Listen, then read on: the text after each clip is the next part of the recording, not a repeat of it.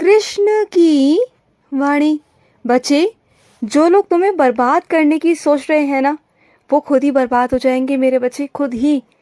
जो तुम्हें बर्बाद करने की सोचते हैं, तुम्हें नीचा दिखाने की सोचते हैं, वो चाहते हैं कि तुम बर्बाद हो जाओ हमेशा हमेशा के लिए। लेकिन ऐसा होगा ही नहीं, क्योंकि मैं हूँ तुम्हारे साथ, तुम्हारा कान्हा तुम्हारे साथ खड़ा है। जो जितना तुम्हारा बिगाड़ने की कोशिश करेगा ना, उतना तुम्हारा संवर कर निखर कर बाहर आएगा। और वो परेशान हो जाएंगे कि ये कैसे हो रहा है, और वो इस उलझनों में ही रहेंगे कि वो हर षड्यंत्र रचते हैं तुम्हें बर्बाद करने का, चीज़ें करते हैं, लेकिन वो कामयाब नहीं हो पाएंगे। तो वो उनकी बहुत बड़ी हार होगी, बहुत बड़ी हार। और उनके चेहरे पर ना ये तुम्हें दिखाई भी देगी, पर ना बहुत सी चीज़ें ऐसी होंगी जो वो तुम्हें दिखाने की कोशिश नहीं करते। जैसे कुछ चीज़ें ऐसी हैं जो तुम्हें दिखाने की वो कोशिश नहीं करते, जैसे कि वो बहुत दुखी हैं, बहुत परेशान हैं। वो हल्का हल्का ऐसा तुम्हें महसूस कराएंगे कि जैसा वो बहुत खुश है, लेकिन फिर भी कहीं ना कहीं उनके खुशी के पीछे, उनके खुश चेहरे के पीछे ना मेरे बच्चे, उनकी उदासी तुम्हें झलक जाएगी। तुम समझ जाओगे कि वो परेशान है, और तुम्हें समझ में आ जाएगा उस दिन कि मैं तुमसे क्या कहना चाहता था और तुम्हें क्या समझाना चाहता था। और सुनो, तुमने ना अपने जीवन में, अपने दिन में दिनचर्या निर्धारित नहीं की हुई है, समय निर्धारित नहीं किया हुआ। जब मर्जी आती है, जो आता है तुम वही करने लगते हो। देखो, ऐसा नहीं होता मेरे बच्चे, तभी तो तुम हर काम देरी से कर पाते हो, हर एक चीज़ देरी से हो पाती है, तभी तुम परेशान हो जाते हो। तो वो सब मत किया करो, हर काम को समय से ख़त्म करो। एक निर्धारित समय बनाओ जिसे तुम जो काम कर पाओ मेरे बच्चे, और उसी काम को उस समय तक ख़त्म करो, एक निश्चित समय तक।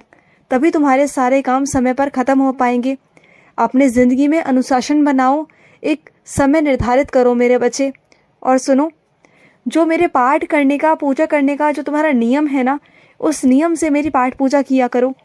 अगर मेरी नियम से पूजा पाठ करोगे ना, तो तुम्हें ही अच्छा लगेगा, क्योंकि तुम्हें पता होगा कि उस वक्त तुम्हें मेरी पूजा करने जाना है, और तुम सारे काम धाम छोड़कर मेरी पूजा में लग जाओगे।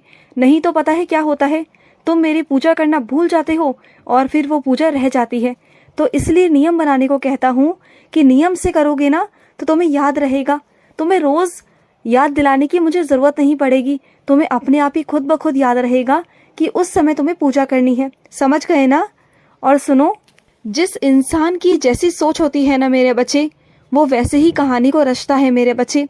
तो तुम ना बिल्कुल परेशान मत रहो कि उसने तुम पर इल्ज़ाम लगाया, या उसने तुम्हारे बारे में कुछ गलत कहा है, या तुम्हारी बदनामी की है। सुनो मेरी बात, जो उसने किया वो उसकी सोच थी मेरे बच्चे, तुमने कुछ नहीं किया, तुम निर्दोष हो, ये तुम जानते हो ना, और ये मैं भी जानता हूँ। तो तुम्हें दुनिया को साबित करने की क्या ज़रूरत है?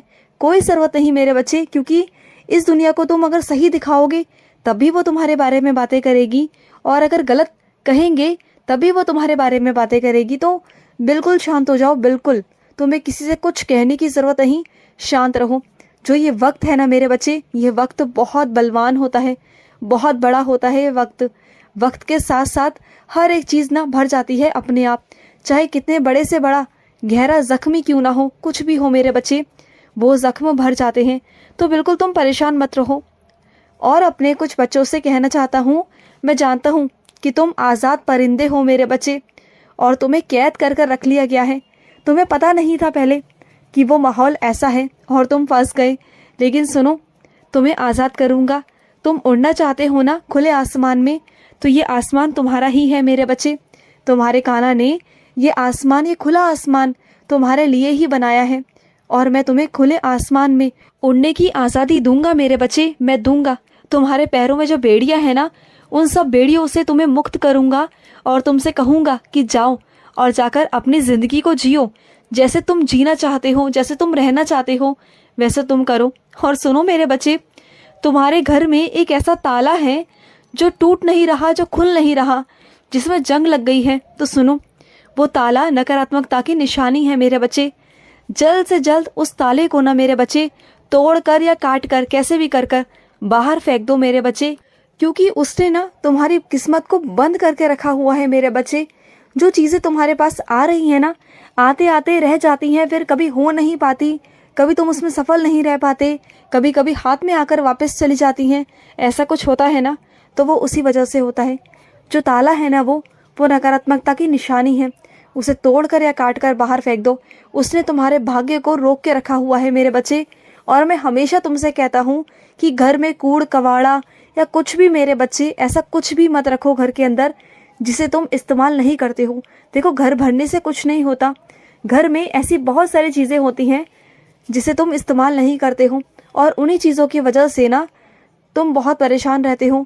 नकारात्मकता तुम्हारे आसपास रहती है। देखो, उतनी चीज़ों का इस्तेमाल करो जितनी चीज़ें तुम ले पाओ, जितनी चीज़ें तुम रख पाओ मेरे बच्चे। और सुनो, तुम मेरे चरण स्पर्श करना चाहते हो ना, तो सुनो मेरे बच्चे, तुम्हें मेरे चरण स्पर्श करने को मिलेंगे, ज़रूर मिलेंगे। ये मेरा वादा है तुमसे, ज़रूर। पर किसी संत के रूप में, मैं किसी संत के रूप में तुम्हारे पास आऊँगा, या तुम्हें अपने पास बुलाऊँगा और तुम्हें मेरे चरण स्पर्श करने को अवसर प्राप्त होगा, मौका मिलेगा। और जो मैं वादा करता हूँ ना अपने बच्चों से, वो निभाता भी हूँ मेरे बच्चे। ये मत सोचना कि तुम्हारे कान्हा ने वादा किया और मैं मुकर जाऊँगा। नहीं, मैं मुकरूँगा नहीं। मैं तुम्हें ज़रूर बुलाऊँगा या तुम्हारे पास आऊँगा, दोनों में से एक चीज़ होगी। और तुम्हें मेरे चरण स्पर्श करने का मौका मिलेगा, अवसर मिलेगा मेरे बच्चे। और सुनो मेरे बच्चे, तुम नाम कमाना चाहते हो ना, शोहरत कमाना चाहते हो, धन दौलत कमाना चाहते हो, अपना बहुत सारा नाम करना चाहते हो, अपने माता पिता को सारे सुख, अपने परिवार को सारे सुख देना चाहते हो ना, क्योंकि तुमने और तुम्हारे परिवार ने जीवन में बहुत कुछ देखा, बहुत सारे दर्द सहे, बहुत कुछ हुआ तुम्हारे साथ, लेकिन अब तुम अपने परिवार को अपनी मेहनत से सुख देना चाहते हो, है ना। तो सुनो, तुम्हारा नाम बहुत श्रेष्ठ लिखा जाएगा, सर्वश्रेष्ठ तुम्हारा नाम होगा मेरे बच्चे। और एक रोशनी की तरह तुम्हारा नाम लिखा जाएगा, एक चमकती रोशनी की तरह। तुम उजाले की तरह चमकोगे मेरे बच्चे, एक तारे की तरह चमकोगे। मेरा आशीर्वाद है तुम्हारे साथ।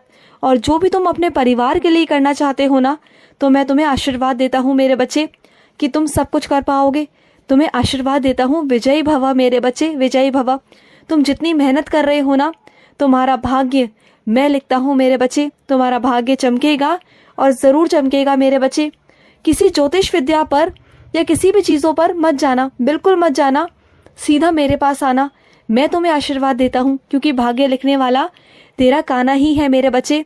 मैं चाहूँ किसी की किस्मत में कुछ भी लिख सकता हूँ, कभी भी लिख सकता हूँ मेरे बच्चे।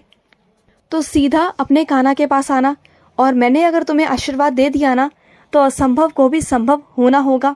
तुम देखना, जो तुम्हारी किस्मत में नहीं भी है ना, मैं तुम्हें वो भी देना चाहता हूँ, सब कुछ देना चाहता हूँ।